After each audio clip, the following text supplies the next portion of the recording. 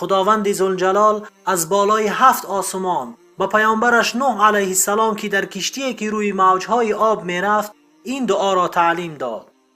خداوند به نوح علیه السلام گفت: بگو وقل رب انزلنی منزلا مبارکا و انت خیر المنزلین. یعنی و بگو ای پروردگار من، مرا در منزل مبارک فرود آر و تو بهترینی فرود آرندگانی. این دعا مباشر از جانب خداوند برای نوح علیه السلام و برای تمام بشریتی است که بعد نوح علیه السلام می آیند تا آنها دعا کنند و از خداوند منزلی با برکت را طلب کنند. برکت یکی از بزرگترین نعمتهای خداوند است. یکی از بزرگترین رزقی است که هرگاه در چیزی فرود آید آن را سرسبز و خرم می گرداند.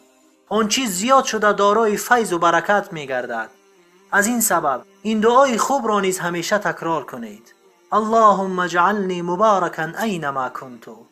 یعنی خداوندا هر جا که باشم مرا با برکت بگردان. این دعای زیبا و بزرگ را نیز. اللهم انزلنی منزلا مبارکا و انت خیر المنزلین. یعنی ای پروردگار من، مرا در منزل مبارک فرود آر و تو بهترینی فرود آرندگانی. چقدر خانه های بزرگ و با حشمتی است که از سبب نبودن برکت تاریک و دهشتوار می نماید و چقدر خانه های خرد و کوچکی است که با داشتن برکت در آن آرامش و رحمت است. هر کی خانه‌دار باشد این دعا را بسیارتر بگوید تا خداوند در آن خانه برکت را فرود آرد. و هر جوانی که نو پا به زندگی مستقلانه می نهد این دعا را باید بسیارتر بخواند تا خداوند در آینده برایش خانه با برکت نصیب کند. برکت در خانه این زنی صالحه است. هرگاه خداوند در خانه ات برکت انداخت به تو زنی صالحه ای را نصیب می کند. با مجردی در آمدن به خانه شاد می شوی. چهره درخشان و خندانی به پیشوازت می براید. هرگاه خداوند در خانه ات برکت آرد فرزندانت را با برکت می گرداند. این چنین هرگاه به جای قصدی سفر می کنی تو نمی دانی که آنجا چی در انتظار تو است و آن دولت یک دولتی بیگانه برای توست.